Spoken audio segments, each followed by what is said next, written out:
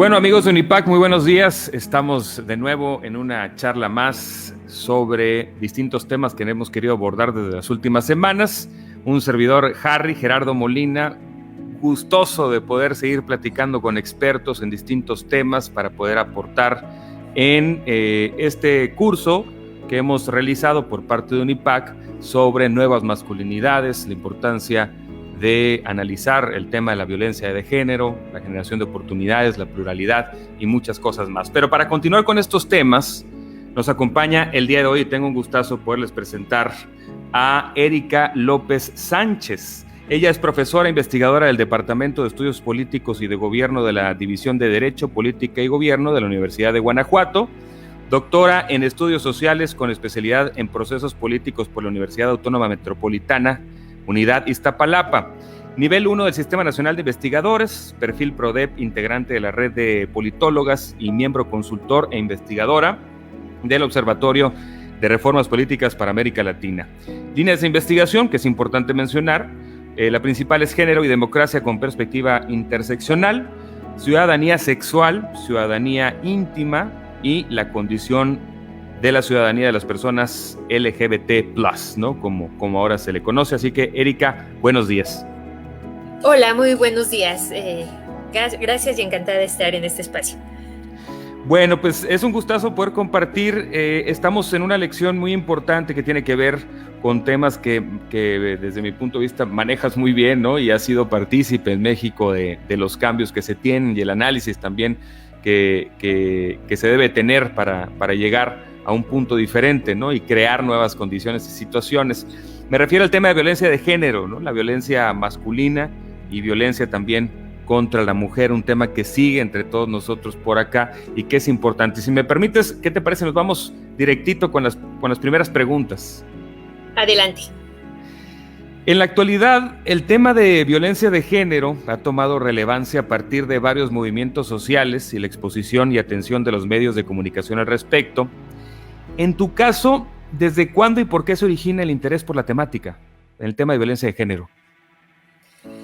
Bueno, es importante señalar, hacer como una recapitulación rápidamente histórica, y es que al paso ha habido diferentes olas feministas en diferentes contextos de los siglos, ¿no? Desde 18 y en los años 60, 70, en las décadas 60, 70 del siglo XX, se empieza a acentuar algo que le podemos llamar una ruptura epistémica, es decir, una manera de comprender y conocer el mundo, apuntalado por los diversos movimientos feministas, porque los movimientos feministas han sido muchos y diversos a lo largo del tiempo, y entonces se fracturó esta idea de creer que la relación asimétrica que existe entre hombres y mujeres respondía a un orden natural, y que este orden natural en realidad tiene una explicación de un orden mayúsculo que es el heteropatriarcal. Entonces,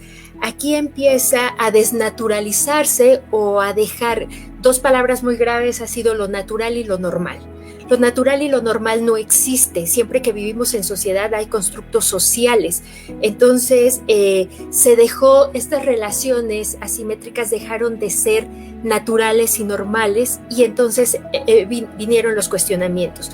Los primeros antecedentes que existen es la Convención Internacional, la CEDAW, que es el Comité de Eliminación de la Discriminación contra la Mujer, y se empieza en 1979 a hacer estos señalamientos de cómo las mujeres habitaban el mundo social, ¿no? Y lo habitaban a partir de discriminaciones.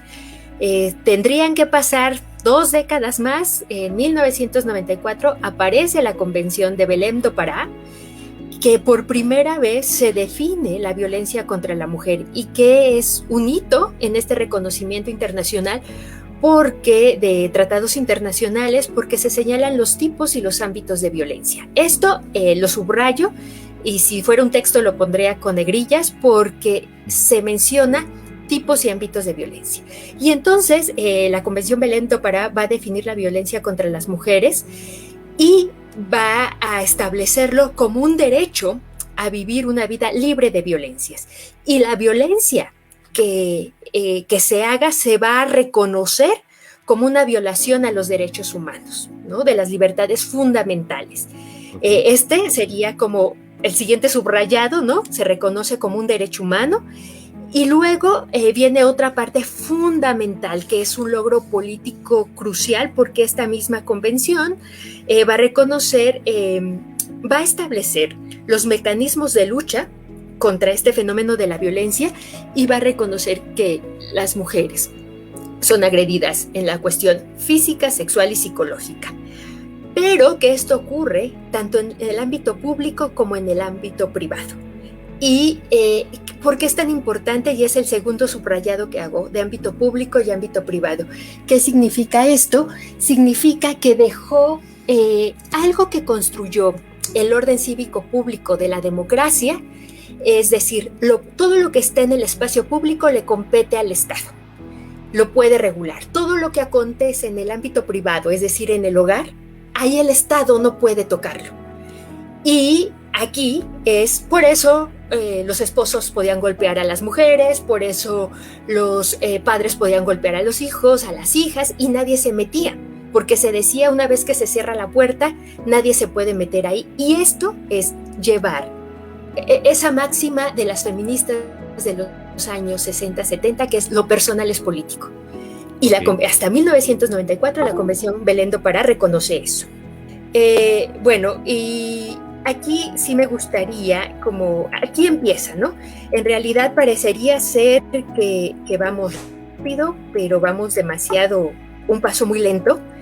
Y aquí también una aclaración de estos temas de las masculinidades y la violencia de género, me parece fundamental señalar que existe un orden cisexista. ¿Qué es el orden cisexista? El orden cisexista es ese orden, lo voy a explicar, pero ahorita quisiera puntualizar, es ese orden que reconoce que los cuerpos verdaderos son aquellos, es un orden binario, solamente la población se administra a partir de A y B, que es A y B, hombres, mujeres.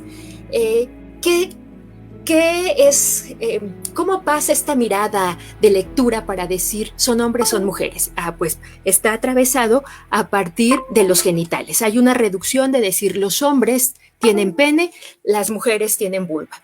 Y entonces eso es lo que me permite construir machos, hembras, y a partir de ahí hay un paso para decir lo masculino y lo femenino, que está vinculado con roles y estereotipos de género, que son inamovibles, ¿no? Ya ni pensar siquiera en las personas no binarias, porque no hay otra manera de entender a la población. Entonces, el género, por un lado está el orden cisexista, por otro lado está el orden heterosexual, que regula la parte sexoafectiva, ¿no?, de las personas.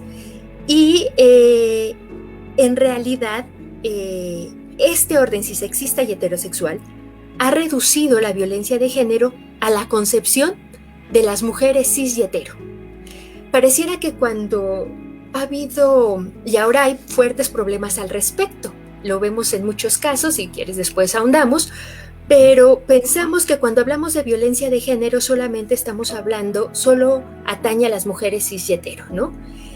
¿Por qué? Porque este género obedece a esta administración corporal binaria que expliqué hace un rato, y entonces se reduce a A y B, que se queda, hay algo que estudia la biopolítica, y es decir, entender de tal manera que el género y el sexo parecen ser sinónimos, y esos sinónimos adquieren solamente un marco de comprensión a partir de un pene o de una vulva.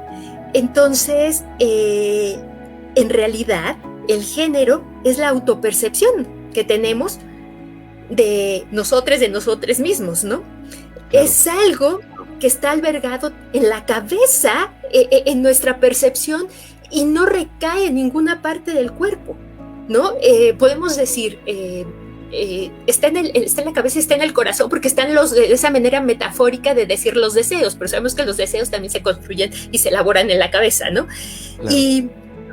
Y escapa. Entonces esto hace que esta autopercepción del género no se puede reducir a las escasas posibilidades de solo ser hombre y mujer sujetos a los genitales. Entonces, aquí yo creo que las nuevas luchas de las personas trans, de las personas no binarias, las nuevas luchas de la interseccionalidad, incluso de las mujeres cis, nos llevan a repensar qué estamos hablando cuando hablamos de género.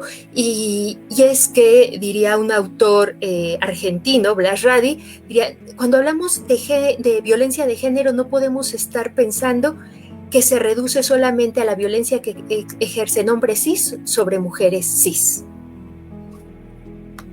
Ok, esa parte es importante y que te lo quería mencionar, ¿no? Porque decías que hemos vivido bajo una construcción, ¿no?, de lo natural o de lo que creemos que es natural en nosotros, ¿no? Por el género o como se ha conocido o como se conocía antiguamente. Pero me imagino que después de que se rompe lo natural o lo normal, dos construcciones que decías, ¿no? No son la verdad, ¿no? Como tal, son solamente ideas y las ideas pues prácticamente no existen. Después de que se rompen, me imagino que surge una lucha constante entre los géneros, sobre todo el patriarcado, ¿no? En tratar de que esto o esta normalidad que se tenía superpuesta no se elimine, y entonces genera el tema de la violencia de género. Pero en general, ¿cómo definirías qué es la violencia de género? Decías algo muy interesante hace rato, no es la violencia de hombres contra mujeres solamente, sino es todo también una construcción, ¿no? Como tal. Uh-huh. Sí, en este orden, bueno, la violencia de género va a estar presente, efectivamente, en las mujeres cis hetero, pero también en las mujeres trans, en los hombres trans, ¿no? En las personas no binarias.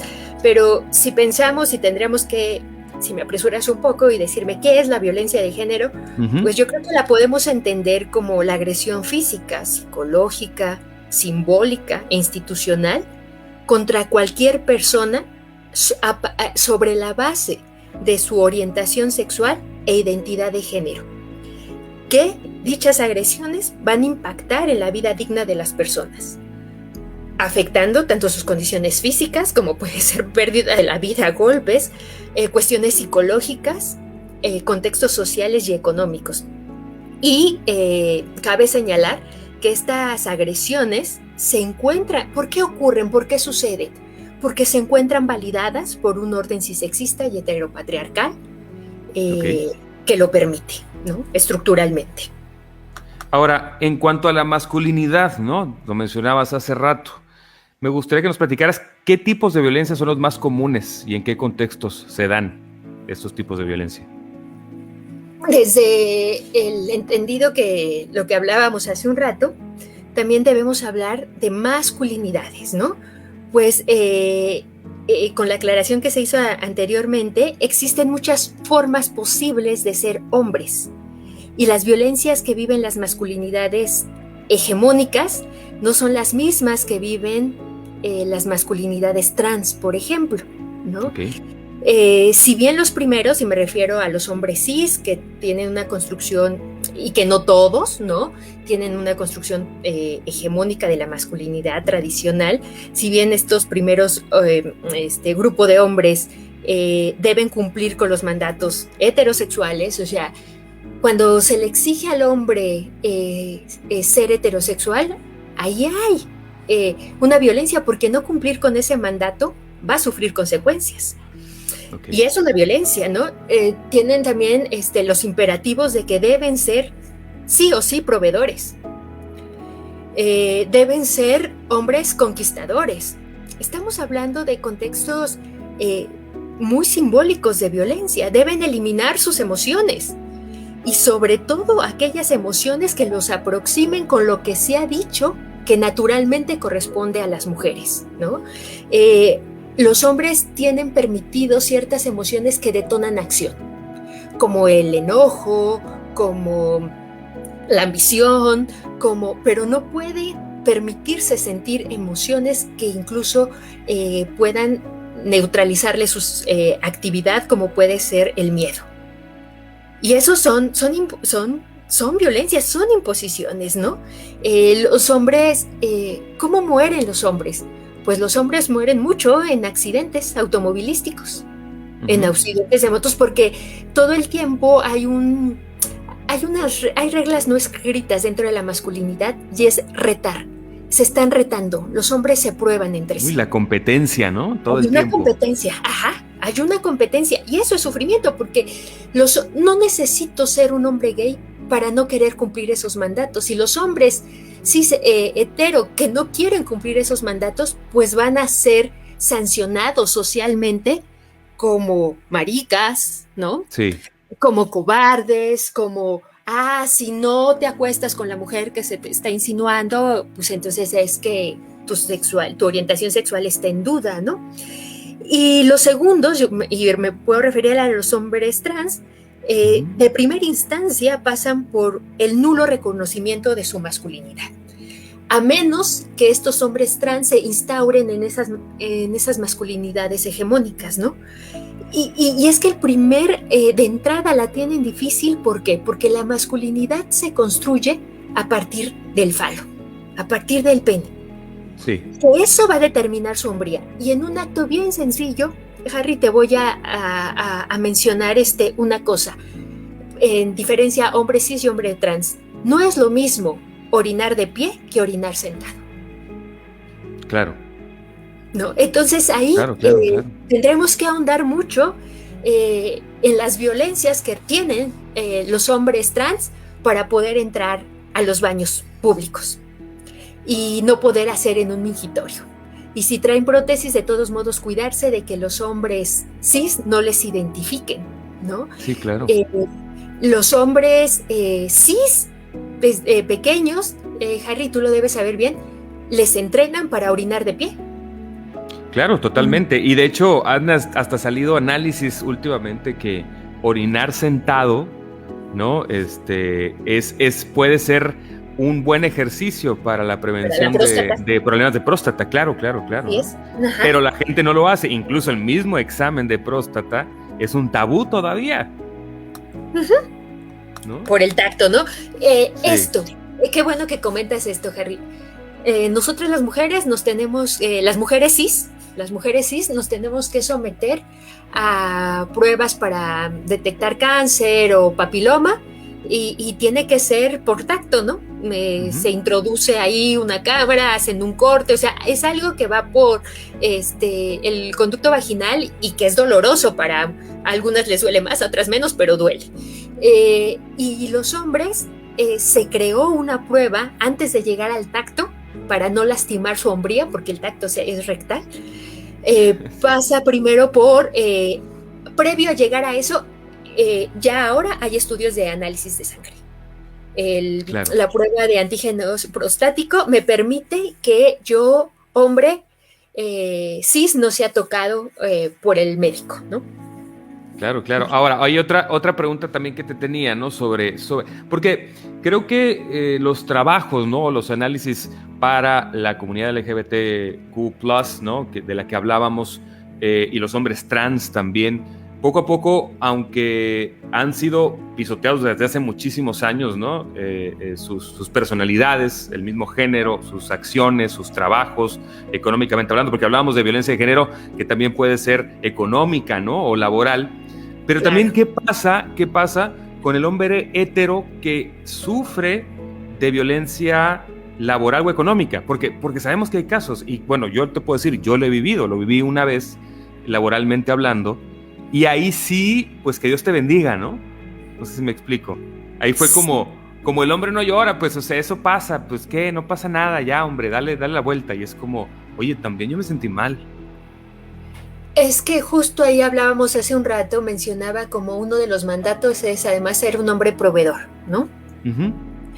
Y en este sentido hemos visto que en diferentes países, durante procesos de crisis económicas, cuando se empiezan a darse el fenómeno de los suicidios, quienes se suicidan son los hombres.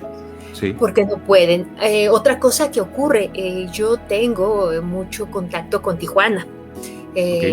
Ahora por la pandemia no pude viajar el otro año y tampoco podré ir a Tijuana, pero Tijuana es muy interesante en términos, y pongo un ejemplo que es muy cercano a su contexto. Pensemos quiénes son la mayoría de personas indigentes, ¿no? Que están, olvidé el nombre de la calle que está atrás de Avenida Revolución. En la Coahuila. Ajá, que vamos a ver mucha gente indigente, la mayoría son hombres. Y la mayoría son esos hombres que no pudieron llegar al sueño americano y que sus familias no saben nada de ellos y que en realidad ellos no pueden regresar porque no pueden regresar bajo una derrota de que no pudieron cruzar. Y hay estudios interesantes, ¿no? De colegas de Tijuana que me contaban, esto que estoy diciendo no es una explicación mía, son colegas de Tijuana que me han hablado de este fenómeno, sobre todo quien trabaja con masculinidades, de que se quedan ahí porque no pueden regresar de manera derrotada a decir no pude, porque a un hombre se le exige cumplir. Y eso, este orden patriarcal, es importante decir, este orden patriarcal nos afecta distinto a hombres y a las mujeres en su diversidad, hombres y mujeres diversos, y ahorita voy a llegar ahí a ese punto, pero nos hace sufrir a ambos grupos, ¿no? O sea, sí pagamos como sociedad, sí pagamos un costo importante por el tema patriarcal, claro. Heteronormativo, ¿no? Claro, ¿no? Y hay una cuestión que hombres, pues va a haber hombres, yo no es lo mismo, o sea, seguimos en una pandemia, el año pasado fue muy difícil, pero no es lo mismo el restaurantero que cierra y que seguramente tiene un fondo de ahorros. Estoy hablando de un hombre cis, hetero, pero estoy metiendo un enfoque interseccional, que es la cuestión de clase, además, ¿no? Okay. Además de ser hombre cis, hetero, que cierra y que tiene que cerrar el negocio, lo que pueda vivir en los meses subsecuentes durante la pandemia, a el mesero cis hetero que trabaja para él y que le dice hasta aquí llegamos. Claro. La clase social es fundamental, por eso también tenemos, cuando hablamos del género, y por ahí, por eso una de mi mirada para estudiar el género es, yo no lo logro explicar si no tengo una mirada interseccional. Lo que hicieron los movimientos de las feministas negras, que fue nuestro gran aporte, ¿no? Y si se ha olvidado para otras colegas feministas, pues hacemos análisis sesgados y mutilados, porque ¿qué trajo la mirada interseccional? Decir, a ver, la diferencia no solamente asimétrica, no solamente está entre hombres y mujeres, está entre las propias mujeres y entre los propios hombres, porque no es lo mismo ser un accionista de la bolsa de valores que ser un hombre obrero. Claro. Y ahí hay, o sea, porque este orden patriarcal hay que explicarlo de muchas maneras, no solamente se define en términos misóginos, machistas, sino que también es clasista, es racista, es capacitista, ¿no? Sí, entonces, claro, totalmente.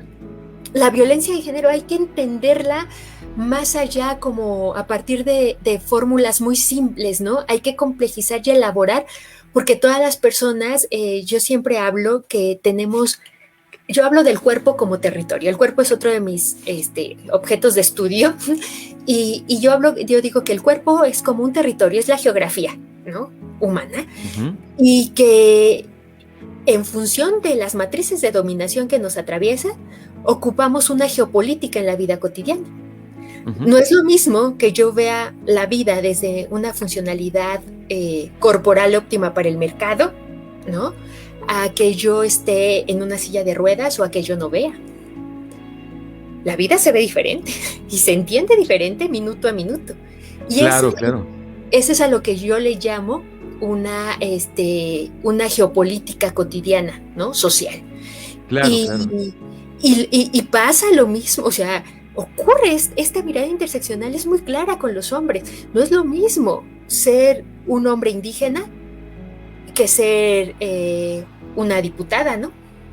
Una Totalmente. Mujer. Sabes que esto está sucediendo mucho, no solamente en México y Latinoamérica. Acaba de pasar ahora con la Eurocopa, donde los 3 que fallaron penales eran personas de ascendencia afroamericana, eran 3 personas de raza negra de la selección inglesa, ¿no? Sí. Y no sabes la cantidad de acusaciones racistas dignas de investigación por parte del M16 y todas las instancias de investigación de Inglaterra y de Europa, ¿no? Por el racismo despertado, ¿no? Que ya lo estábamos viendo con los nuevos gobiernos de ultraderecha y que lamentablemente como que esta es una tendencia, ¿no? Y ahí surge una pregunta que comentábamos mucho en casa y que todavía se sigue poniendo en mesa, que es esa famosa frase de que el pobre es pobre porque quiere, ¿no? ¿Sí? Sí. O sea, desde ahí estamos mal pensar en eso. Exacto. Entonces creo que esto se suma a la parte también de estas responsabilidades. Bueno, y hablábamos de las masculinidades y me pareció interesante abordarlo primero porque vemos que estas masculinidades mal atendidas, arcaicas, ¿no? Que también sufren de violencias, pues también dejan rezagos y permean, empapan o mojan a distintos lados, entre ellos con muchísimo dolor y muchísimo, ¿cómo lo puedo decir?, empuje a la mujer, ¿no? Entonces me gustaría hacer la misma pregunta ahora con respecto a la violencia contra la mujer. ¿Cuáles son los tipos de violencia más comunes y en qué contexto se dan? Porque pareciera que ya a la mujer le cae, ¿no?, la bola de nieve que venía pues bajando, ¿no?, desde esa ideología de la normalidad de la masculinidad, ¿no? A ver, aquí es muy importante empezar otra vez, ¿no?, diciendo que las mujeres somos diversas y que las mujeres debemos, como los hombres, debemos ser entendidas del cuerpo. Está cruzado, habita muchas intersecciones, ¿no?, sociales, políticas y culturales. Y entonces es fundamental para comprender, en función de esas matrices de dominación, entender que nos atraviesan diversas matrices de dominación para poder detectar que cada una de nosotras vive diferentes tipos de violencia, ¿no? En este sentido, y señalo, por eso no podemos pensar más que la violencia de género es la que hacen los hombres cis en contra de las mujeres cis, ¿no? Las mujeres indígenas viven violencias que son muy diferentes a las violencias que vive una mujer académica o una mujer política. Es decir, yo soy una mujer, ¿no? Pero soy una mujer cis, Erika López es una mujer cis, pero habito determinadas condiciones de privilegio como ser académica. Y mi situación en la pandemia fue muy diferente a la que pudo vivir una mujer indígena que emigró a una gran ciudad como la Ciudad de México, Guadalajara o Tijuana, y que tuvo que trabajar y jugársela todos los días, ¿no? Es muy diferente. Entonces también eso nos coloca en condiciones de abyección o en condiciones de privilegios. Las violencias de las mujeres obreras lesbianas serán muy diferentes a las que vive una joven universitaria aún siendo lesbiana, por ejemplo. Porque estamos hablando de condiciones, una matriz de dominaciones del género, la orientación sexual, pero también está la condición de clase y también está la condición académica. Claro. Y las violencias son diferentes, por eso tenemos que hablar, si no tenemos esta lente de la interseccionalidad, pareciera ser que todas las mujeres pasamos por los mismos tipos de violencia y no. Habitamos la realidad cotidiana de diferente manera y algunas, ciertos privilegios nos hacen pasarla mucho mejor que a otras, ¿no? Aquí más bien cabría preguntarnos sobre las violencias, por ejemplo, que viven y que no nos preguntamos en este entendido de las cuestiones de violencia de género reducida a las mujeres, cis, hetero, las violencias que viven las personas no binarias, ¿no? Por ejemplo, que ni siquiera existen dentro de la legalidad. Y luego, pues en función de estas interseccionalidades, se van a acentuar las violencias físicas, las violencias psicológicas, las simbólicas, las institucionales. Y cuando hablo de las institucionales, estoy refiriéndome a las condiciones también legales. No es lo mismo que yo, Erika, tenga como soy persona cis, tengo es decir, mi identidad de género, yo me identifico con el sexo asignado que me otorgaron al momento de nacer.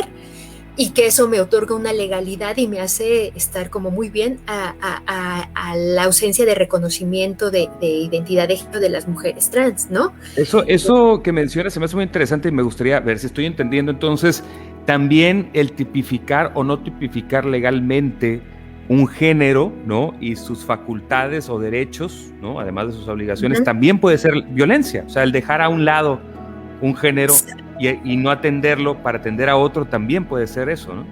Y es violencia de género, y justo es violencia de género, ¿no? Hay violencias en el hogar, en el trabajo, en la escuela, en la política, ¿no? Pero acontecen de manera diferente. No es lo mismo que yo soy una política de una clase social media o incluso alta, soy blanca y vivo violencia política, a que soy diputada y soy una mujer indígena de una comunidad de Chiapas. La manera como ven y atienden mi violencia política va a ser totalmente diferente. Entonces, y por eso regreso siempre a esta cuestión de la interseccionalidad y que tendríamos que profundizar, ¿no? En cada uno de estas miradas. Por ejemplo, yo soy muy crítica de cuando el INE hace foros donde va a hablar de violencia política contra las mujeres, pero pone a puras mujeres blancas, clase media, ¿no? Sí, claro. Y que además, igual que pasa con los hombres, osan hablar en nombre de las mujeres políticas indígenas o de las mujeres trans que están empezando a incursionar, no, pues no tanto, pero ya llevan una historia dentro de la política. Claro. Porque no, o sea, tenemos una mirada, es importante por eso fracturar esta idea cisexista de la visión de la violencia de género, porque nos hace tener miradas tuteladas. Así como los hombres hacen tutelaje sobre las mujeres y hay foros para hablar de la lactancia y están solo los médicos, y lo digo con intencionalidad en masculino, también hay mujeres hablando de violencias de las mujeres trans, de las mujeres lesbianas, de las mujeres indígenas, de las mujeres obreras, pero son mujeres blancas muy alejadas de esa realidad. Eso quería preguntarte, ¿no? Porque actualmente eso sí se ha puesto, ¿no? Y se ha visto la diferencia. Se han abierto los micrófonos para escuchar a las víctimas de violencia de género, ¿no? Y discutir así implicaciones del tema, mesas de diálogo, debates. Sin embargo, y a pesar de la gran exposición, porque sería como un tema para casi como la protección animal, ¿no? O sea, estos temas que están en boca de todos y que ya las mismas agendas de gobierno los incluyen, porque pueden ser mediáticos, porque pueden jalar sociedad, población, ¿no? Muchas veces pareciera que se hace por esta razón y no por el fondo, ¿no? De arreglar el problema, pero se hace y uno dice, bueno, qué bueno que generan canales, ¿no? Pero se está discutiendo, se está metiendo el tema, ¿no? Con respecto a esto, quisiera preguntarte, ¿qué nos sigue haciendo falta como sociedad, ¿no? O como plataforma que queremos hablar del tema, pero no llegamos al fondo? Yo creo que ese es el punto más importante. Hablamos del tema, pero creo que no se llega al fondo, como lo me estabas mencionando hace rato. Sí, bueno, para empezar, creo que no se ha discutido lo suficiente. Creo que no se han abierto los espacios necesarios, menos cuando tenemos posturas desde el gobierno federal para menospreciar el tema, para minimizarlo, para descalificar los movimientos feministas que reclaman la justicia por desapariciones tanto forzadas como feminicidios. Y que bueno, un 8 de marzo, que después hubo una resignificación, como lo están teniendo muchos grupos marginados históricamente, que vivimos un 8 de marzo donde se colocaron unas vallas, ¿no? Para proteger Palacio Nacional, el recinto donde habita el presidente. ¿Y qué dice simbólicamente eso? Eso no lo ha hecho ni con sus enemigos, que lo señala dentro de la política cuando tuvieron un plantón en el Zócalo, ¿no? De la ciudad. ¿Qué significaron esas vallas y esa protección? Es el Estado hace un señalamiento claro de enemigas. ¿Y a quién está señalando? A las mujeres que piden justicia por sus mujeres desaparecidas. Esto es muy fuerte. Y yo participé en un programa de radio donde señalaba esto, pero vi poco análisis qué significaba simbólicamente las bardas. Y hubo una resignificación donde fueron las compañeras feministas, grafitearon, pintaron, colgaron los nombres de las personas, de las mujeres desaparecidas, ¿no? Pero no podemos decir que hay mucho cuando vemos directrices muy claras desde el gobierno federal que son las mujeres, cuando han pasado 2 informes presidenciales y no se nos menciona, ¿no? Y no hay cifras sobre los feminicidios, sobre las desapariciones, donde no hay cifras sobre cuál es la condición económica de las mujeres. Y ya nada que decir, ¿no?, sobre el nulo reconocimiento de los crímenes de odio por transfobia u homofobia, ¿no? Esto todavía no sigue siendo algo importante para el Estado. ¿Quiénes hablan en los foros de violencia? Habría que preguntarnos, ¿a qué mujeres se les da la voz? Esto que comentábamos hace un rato, ¿no? ¿Qué estamos entendiendo por violencia de género? Si lo hacemos de manera muy simple, sin la mirada interseccional no estamos de verdad comprendiendo el tema. Sin la mirada interseccional solo vamos a dar paracetamoles y no vamos a dar antibióticos para atacar el problema. ¿Qué acciones concretas se han hecho cuando las cifras, cuando sigue habiendo altos número de feminicidios, alto número de desaparecidas, cuando hoy sabemos que lo mismo asesinan a mujeres jóvenes, 18, 25 años, que violan y asesinan a niñas de 7 años, ¿no? Y que igual hacen con el caso que tuvimos el año pasado, ¿no?, de esta mujer anciana de Veracruz, violada y asesinada. Una mujer de la tercera edad, ¿no? Todas las acciones, aquí pasa algo muy importante. Todas las sociedades, cualquier sociedad del mundo, construye principios de certeza, ¿no?, que les ayuda a entender y a desarrollarse en el mundo de la vida. Es decir, hay un sistema, ¿qué entiendo cuando digo principios de certeza? Un conjunto de creencias, ¿no?, que me hace tener seguridad.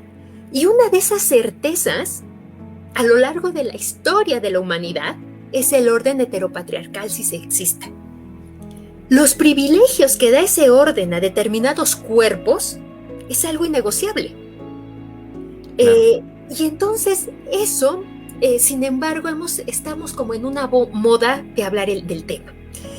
Y esto ha generado, y además porque hablamos de una paridad ya, ¿no? Pasamos de una cuestión de cuotas de género por una paridad en el Congreso, una paridad en las instituciones, las universidades tocan el tema, en las casas en los hogares empieza a tocar el tema. Entonces esto ha dado la pauta a una banalización de parte de muchos hombres y de muchas mujeres. Especialmente lo vemos en los hombres políticos, en los altos ejecutivos de grandes empresas transnacionales, donde tienen un discurso falso sobre el tema, que solamente es como para hablar de lo políticamente correcto, ¿no? Porque hoy por hoy, no sé, en un foro público, aunque seas un hombre misógino, no lo vas a enunciar, ¿no? Es decir, hay un discurso falso que se está cimentado como en una cuestión histriónica, pero en la realidad cotidiana esto no sucede. Este orden no se ha trastocado. Claro. Y ya ni qué decir de lo que ocurre con el otro grueso de la población de los otros hombres que se niegan a reconocer, que se burlan, ¿no? Que ahora dicen que somos que no, yo soy grande, pero que las nuevas generaciones son las generaciones de cristal porque hacen estos enunciamientos, sí, ¿no? Sí. Esta violencia y que además son hombres que abiertamente incluso lo pueden decir porque sus rangos laborales, políticos, no tienen la mirada social sobre ellos y lo pueden decir, pueden ser expresiones misóginas, lesbofóbicas, transfóbicas, pueden tener y las ejecutan de una manera intencional. ¿Por qué? ¿Pero por qué ocurre esto? Pues porque hay toda una estructura que ampara. A ver, aquí es importante decir, la violencia de género que hacen diferentes cuerpos humanos, que la ejecutan las personas, no se queda limitada. O sea, ¿por qué esas personas pueden ejercer esa violencia? Porque hay un sistema legal que lo ampara. Claro.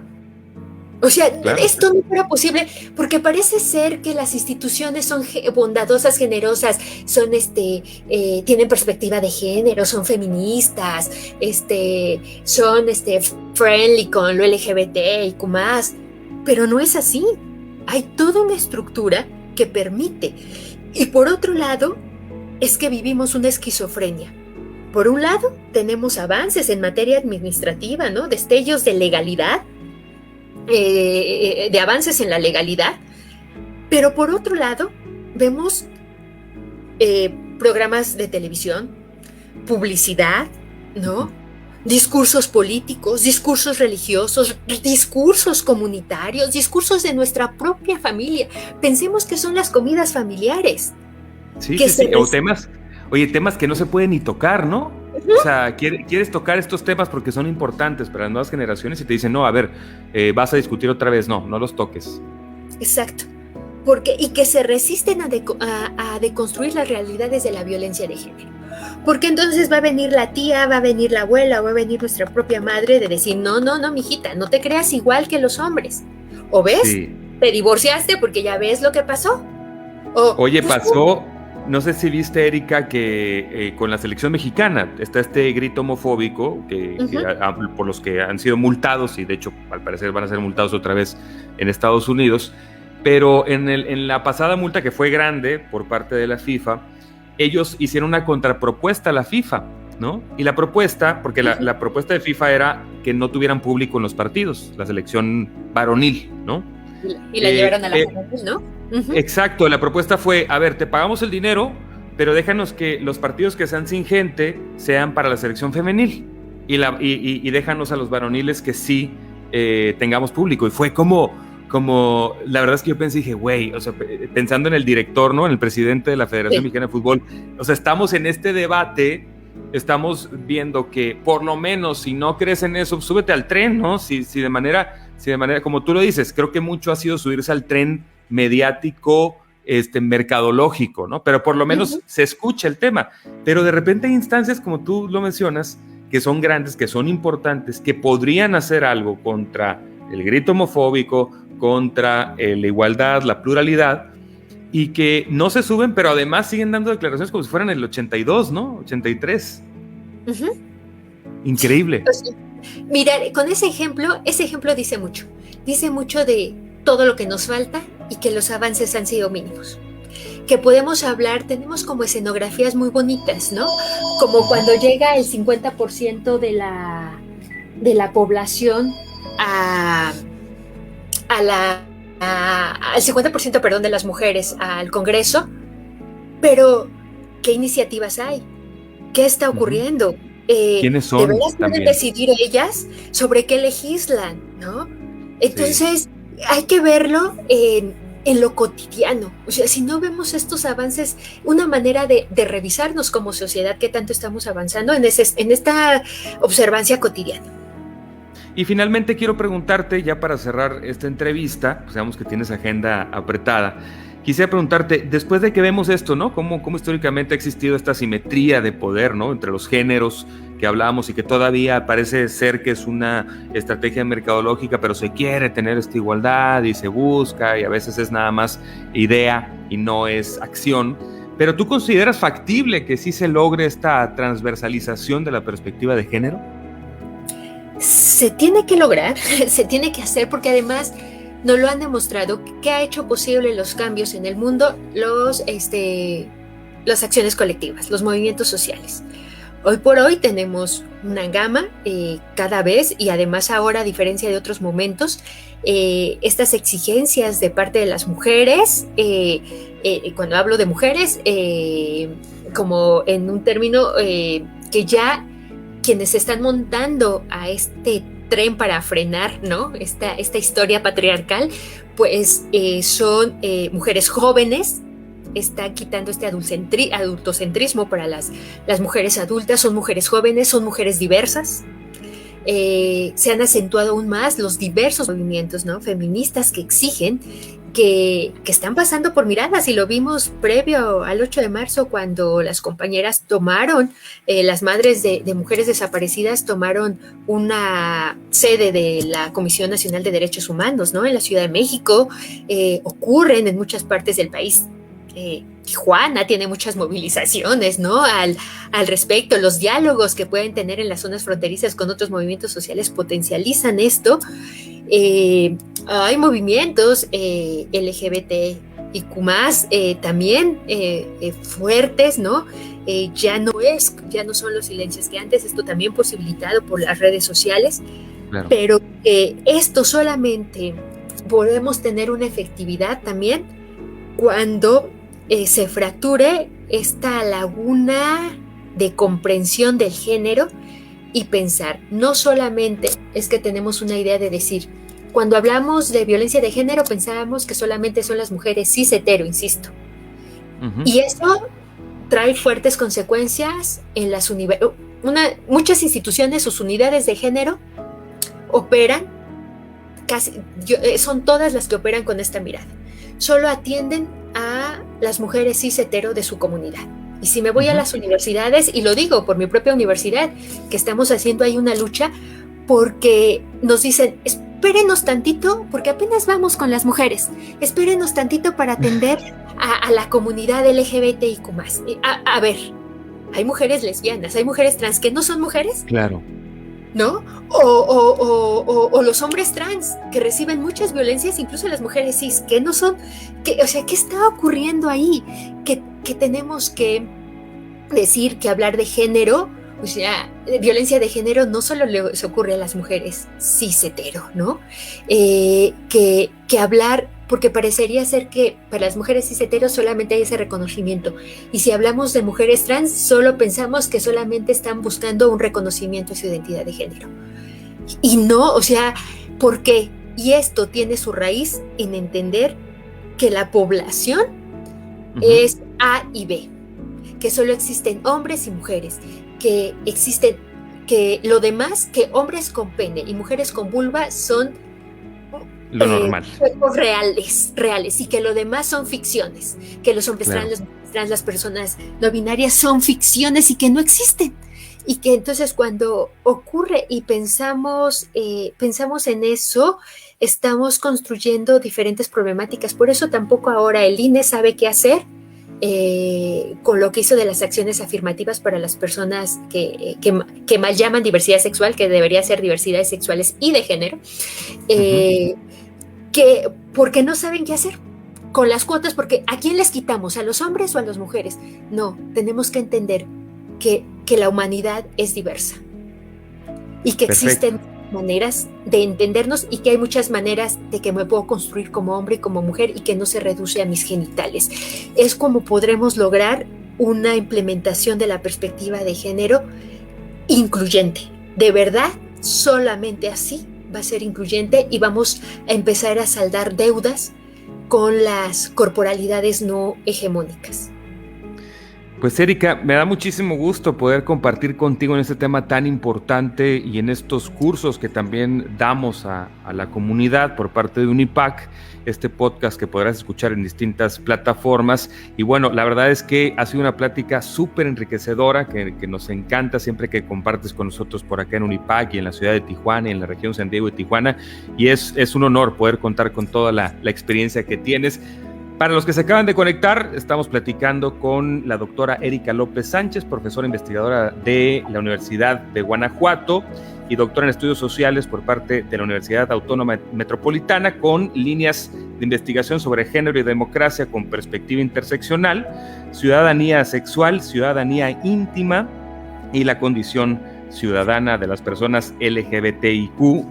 Entonces, pues Erika, muchas gracias. ¿Comentarios finales?